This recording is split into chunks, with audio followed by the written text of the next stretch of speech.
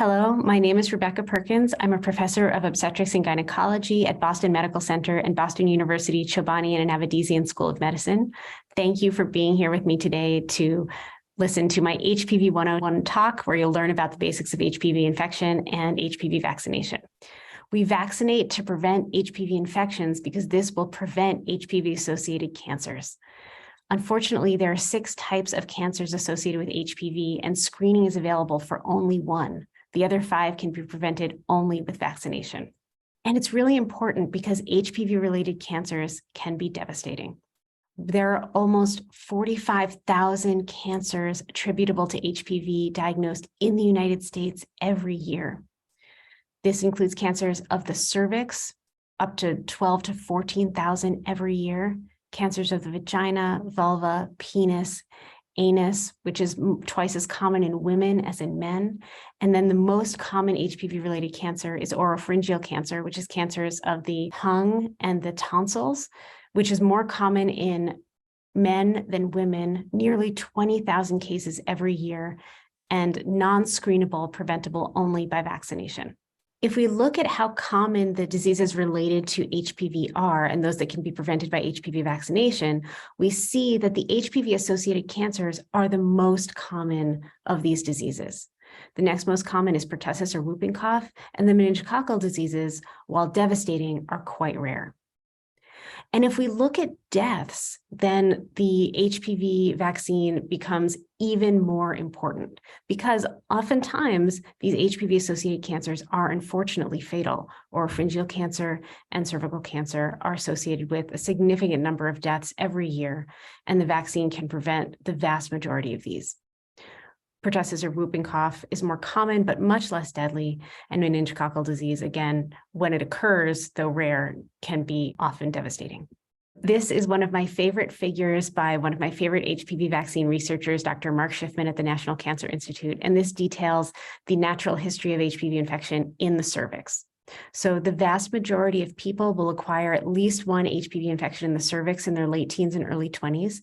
And then while the immune system will control most of these infections, those who have persistent infections, especially with the really high-risk types, will go on in the next 5 to 10 years to develop precancer. And if that precancer is not detected and treated, they will go on to develop cancer. So rates of cervical cancer start to rise in the 30s and really remain elevated up through the end of life. HPV-associated cervical cancers, unfortunately, have not improved in the past 2 decades. We see between 12 and 14,000 cases of cervical cancer in the US every year, and these numbers have been pretty stable.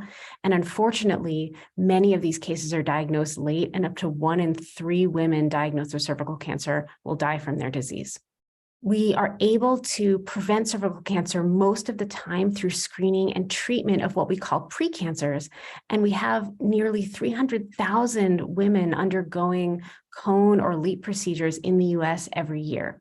And this is great because it gets rid of the precancer about 90% of the time, and the person retains their fertility. However, when surgery is done to the cervix to remove the precancerous cells, sometimes that can increase the risk of preterm delivery in the future.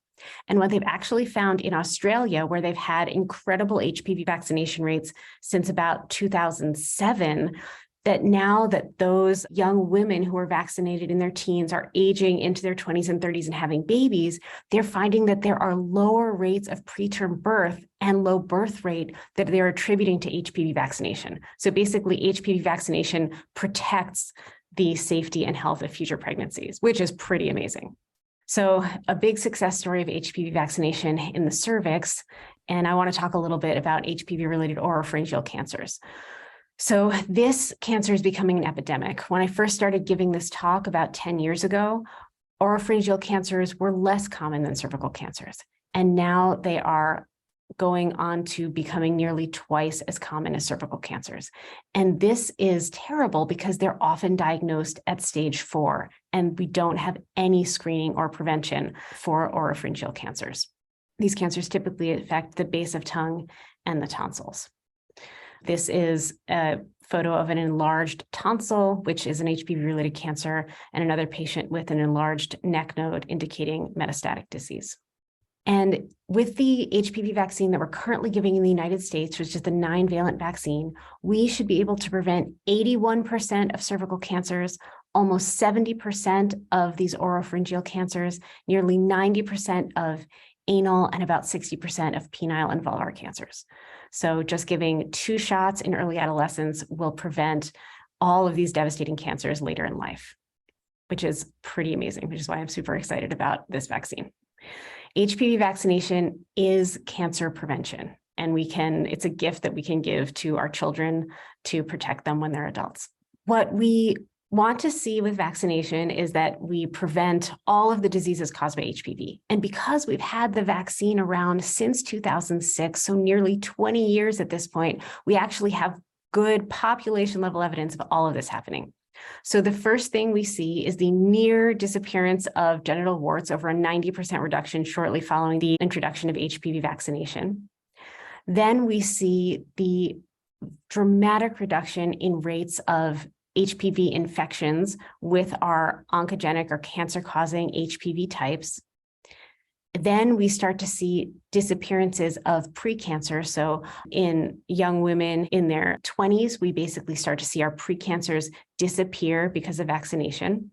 This is seen in both Australia and in the United States, dramatic reductions in precancers in women under the age of 30.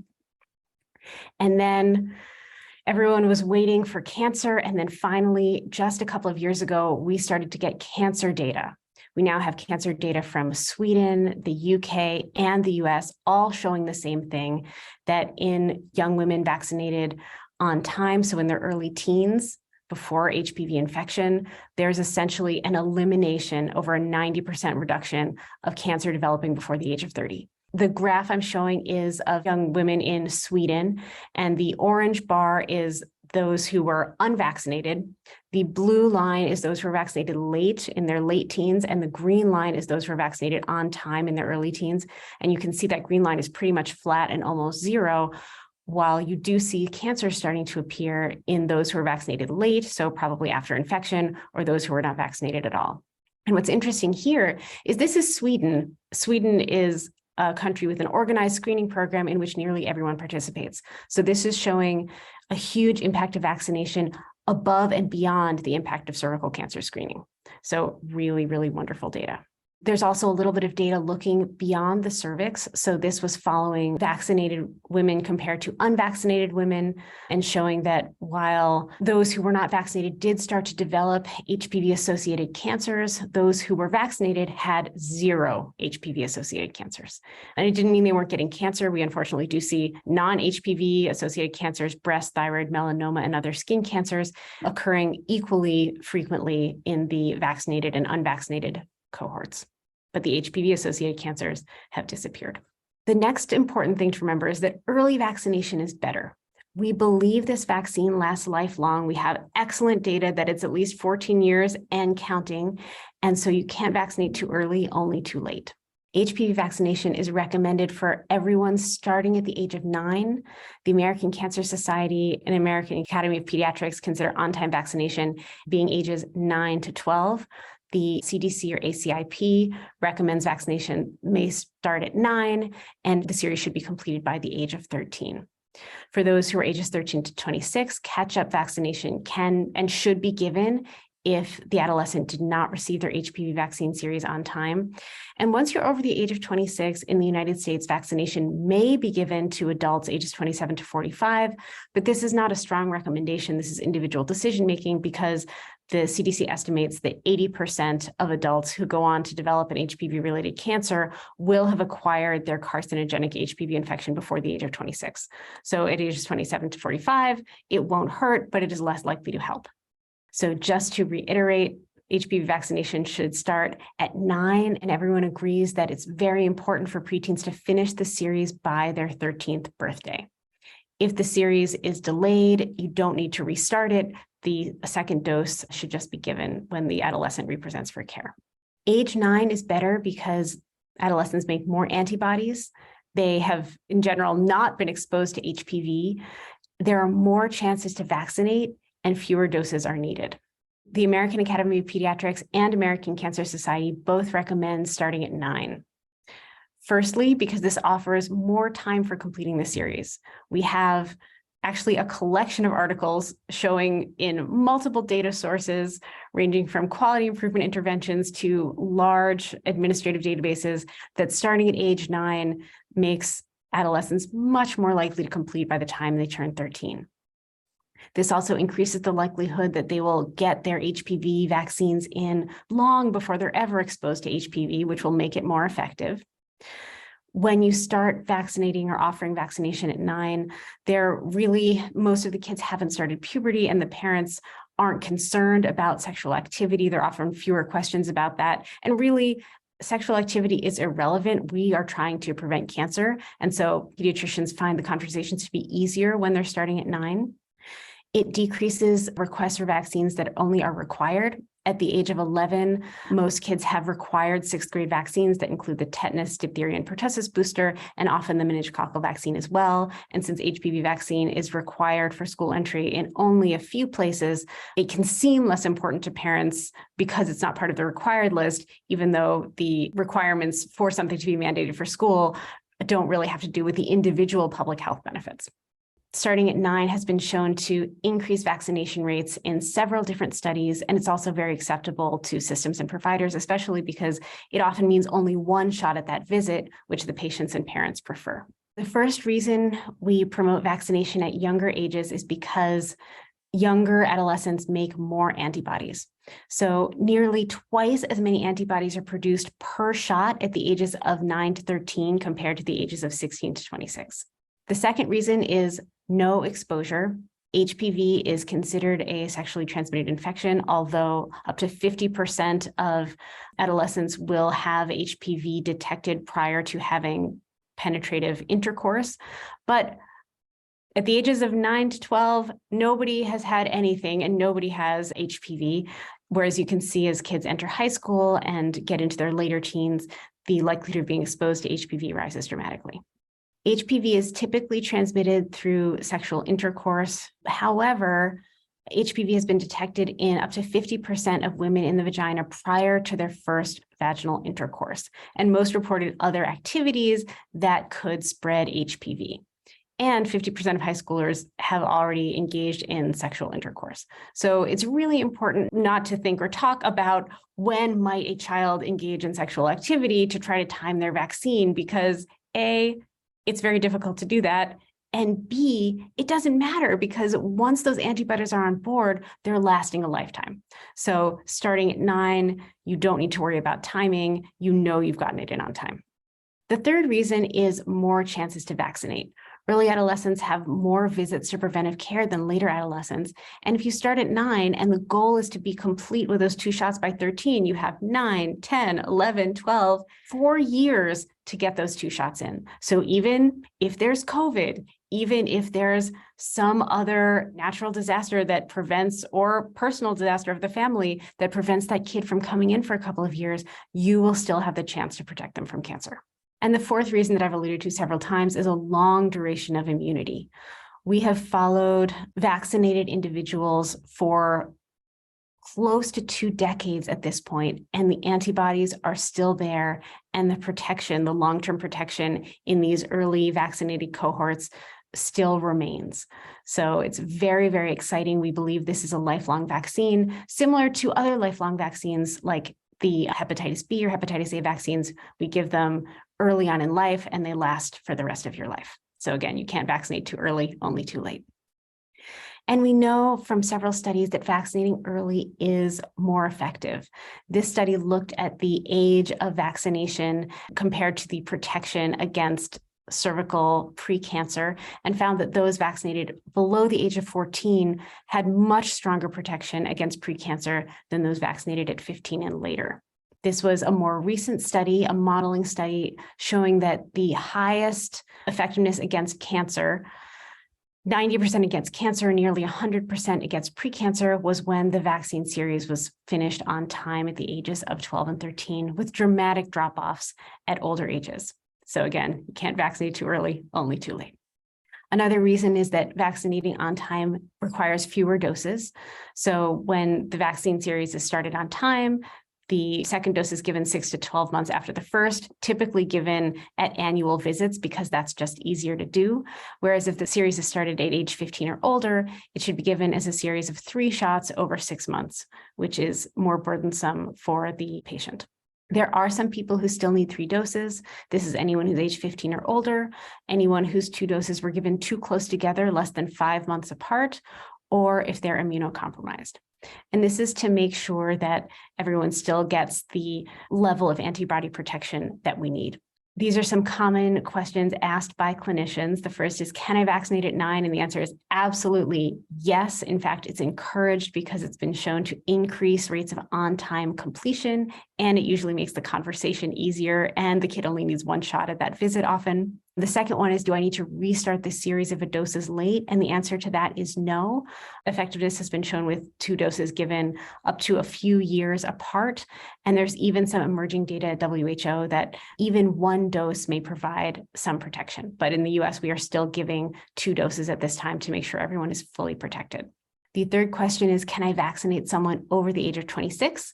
The answer is yes, the vaccine is safe. You can use individual decision-making. If someone wants the vaccine, you should never withhold it, but you should also let them know that the likelihood of cancer prevention with vaccination at 26 is much lower. And the best protection we have against cancer is vaccinating kids starting at age 9.